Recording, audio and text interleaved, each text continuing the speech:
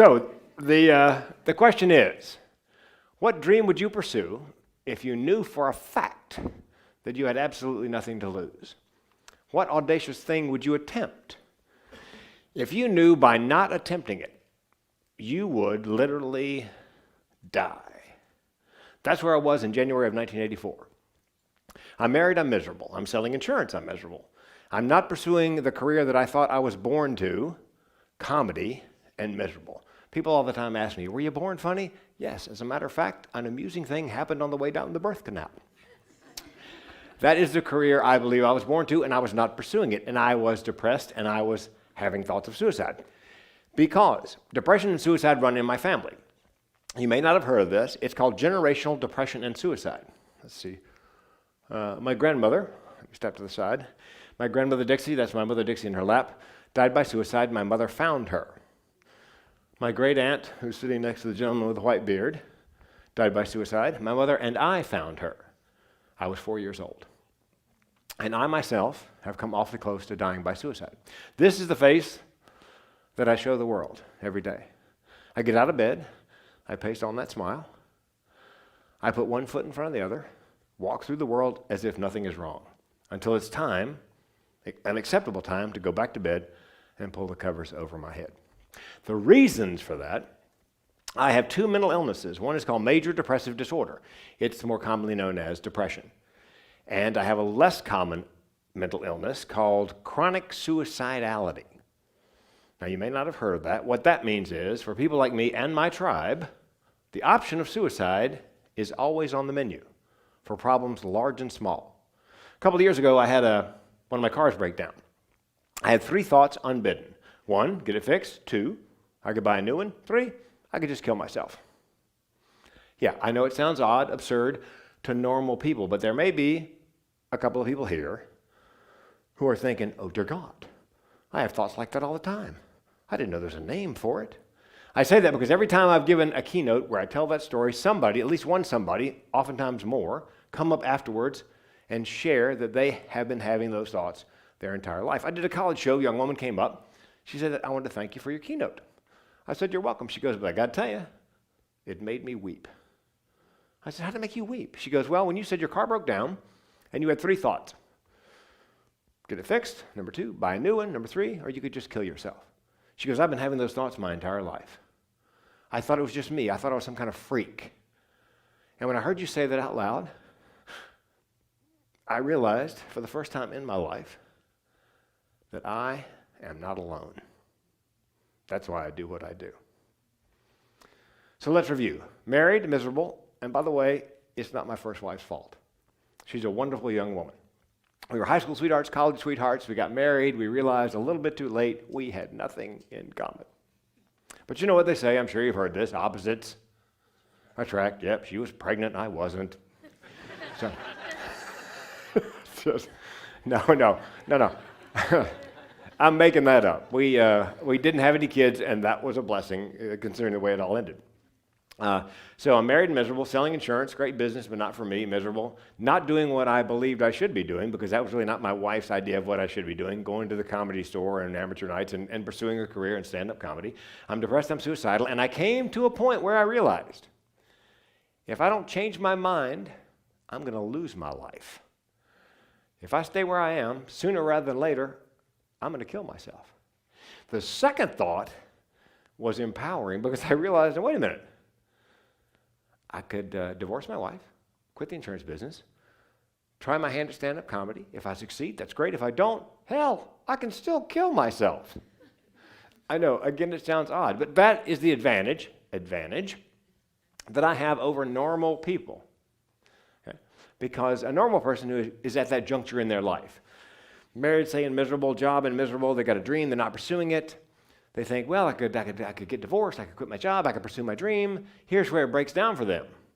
Oh man, but what if I failed? I would lose everything. They have to make a choice, they have to make a decision, and most people, probably wisely, select the devil they know versus the devil they don't. I had no choice. Picture this, I'm standing on the edge of a cliff, 10, 12-story drop to a beautiful deep lake. Coming up behind me is a brush fire, wind-driven. If I stay where I am, I'm going to die. If I jump, I still may die. However, I may hit just right and swim away. But in that scenario, is there really any choice? Do you really have to think about it? No, you just jump. Now, I'm not saying that normal people, by the way, this is the part of my personality, my dark passenger, with apologies to the Showtime series Dexter. Yeah. I know it looks a lot like Mark Harmon. It's way better looking than I am. This is what's been trying to kill me for as long as I can remember. That's that part of my personality. Yeah. So let's see, we did the lake, hold on. Lake, normal.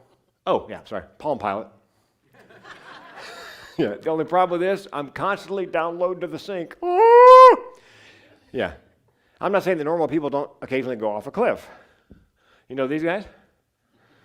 Thelma and Louise, that is correct. Have you seen the movie? At the end of the movie, of course, they drive off the cliff. And there's no indication in the movie that either one of them has any sort of mental illness. They chose to go off the cliff. They could have put on the brakes, turned around, gone back the other way, but they chose to go off the cliff. Just an aside, I can't remember which comedian it is, but there's a comedian who says a joke like this. You know, men and women see that scene where they go off the cliff differently. Women are like, oh my God, I can't believe how far they had to go, the lengths they had to go to their personal liberation. Tragic. And guys are like, yeah, that's tragic. That was a classic 1966 Ford Thunderbird convertible. They couldn't rent a car and do this? Yeah. So occasionally, they go off the cliff. So suicide is a secret to my success. Now, a disclaimer. I'm not suggesting anybody choose the option of suicide as part of their plan for success.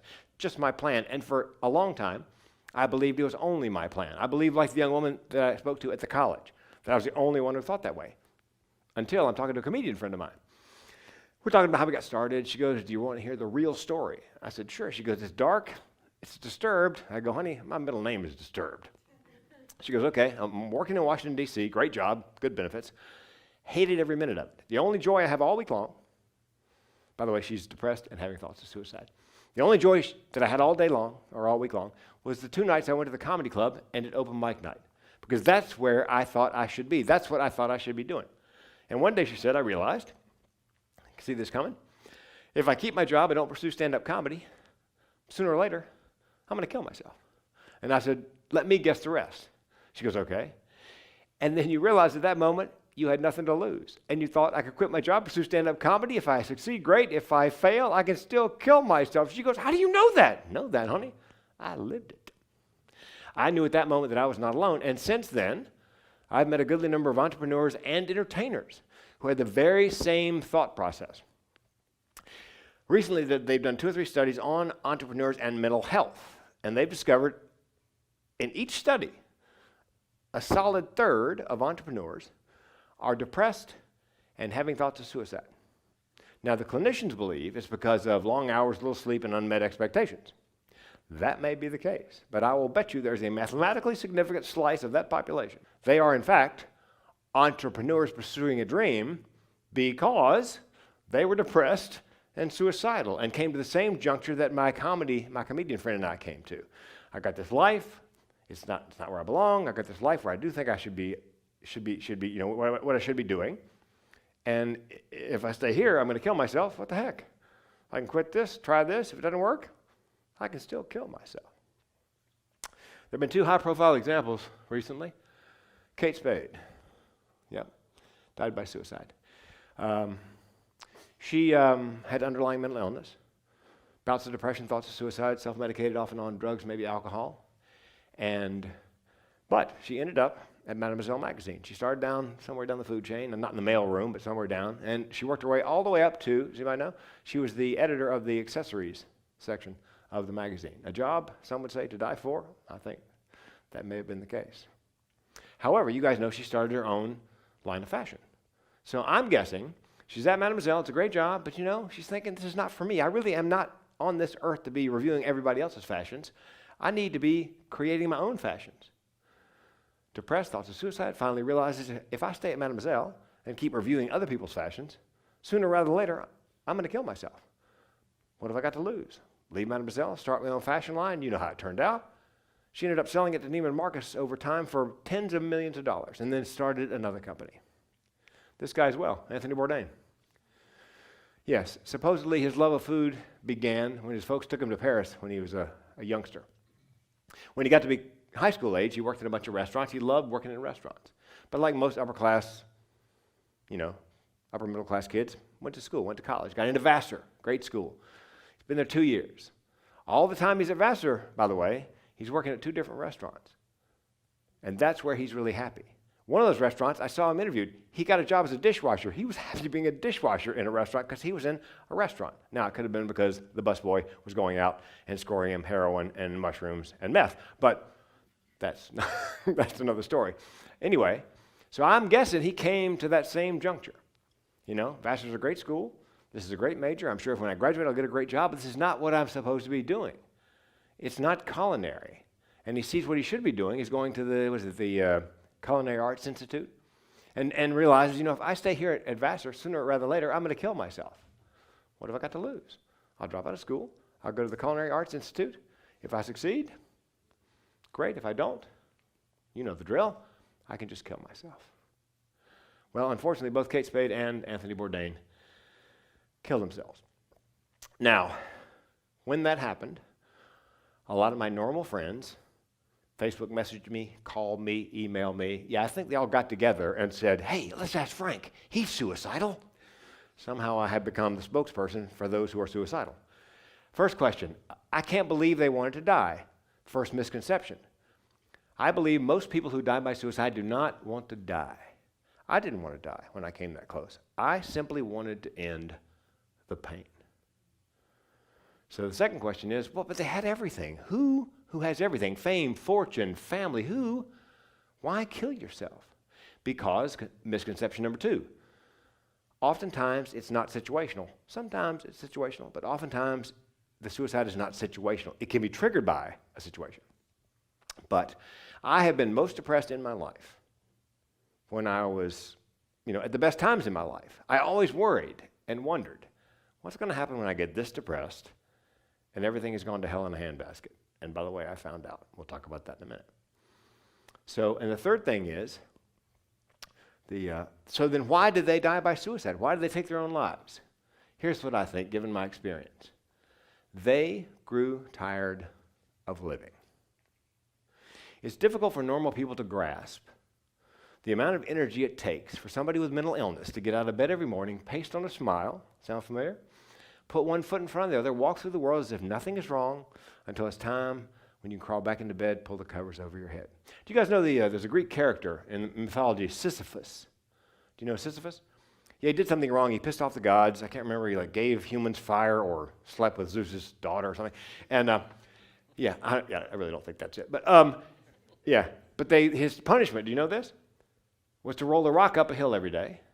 And right before it got to the top, it would roll back down. So every day he had to roll up the hill. Having a mental illness is like that. Every morning you wake up, there's a rock and a hill, and you've got to move the rock up the hill. Some days the rock is small and the hill's not so steep. Some days that rock is a boulder and the hill is Mount Everest. But there's always a rock, there's always a hill, and you've got to move it. My guess is Kate Spade, Anthony Bourdain, woke up one morning, couldn't move the rock. Check, please. Yep. I woke up one morning, couldn't move the rock. April 2010, 2 years into the recession. My comedy and speaking business had dropped off 80%, practically overnight. My wife and I were losing everything we worked for 25 years in a Chapter 7 bankruptcy. And I came close enough to ending my life that I know what the barrel of my gun tastes like. Yep. Spoiler alert, I didn't pull the trigger. A friend of mine saw me speak, came up afterwards. He goes, hey man, how come you didn't pull the trigger? I said, hey man, could you try to sound a little less disappointed? Yeah, people ask me, where is the funny in depression and suicide? It's right there. It's organic, it's in there. Here's why I did not. My wife, Wendy. Yep. Well, I had $1 million life insurance policy. So I was literally worth more financially to her dead than alive. Emotionally, different story, but financially, worth more dead than alive. However, I wasn't sure how long I'd had that policy. Yeah. So, do you know this? Every suicide policy, every life insurance policy has a suicide clause. You have to have the policy 24 months. You kill yourself in less than 24 months, pays nothing. After 24 months, pays in full. So, the rational part of my brain would not allow the irrational part of my brain to end my life and leave my wife brokenhearted and destitute. I had 2 months. So I had a conversation with myself. I said, I can wait 2 months until the policy's in force. And maybe things will get better in those 2 months, and I won't pull the trigger. But if they don't get better, I can still kill myself. So suicide, in a strange way, the option of suicide, saved my life. In 2 months, things did get better. Bankruptcy went through, harassing phone calls stopped, my depression lifted a little bit, things got better. Woke up in the morning, I could move that rock. So here's the deal. Here's my parting thought to you. If you have a mental illness and you are in crisis, help is available. That's Suicide Prevention Lifeline. And for younger people who like to text, that's a Suicide Prevention text line, 741-741. If you are not in crisis, but you are living with a mental illness and you're struggling, see me at the break. Because as a member of my tribe, I will do my best to help you get the resources you need so that when you wake up in the morning, you can move that rock. Thanks very much.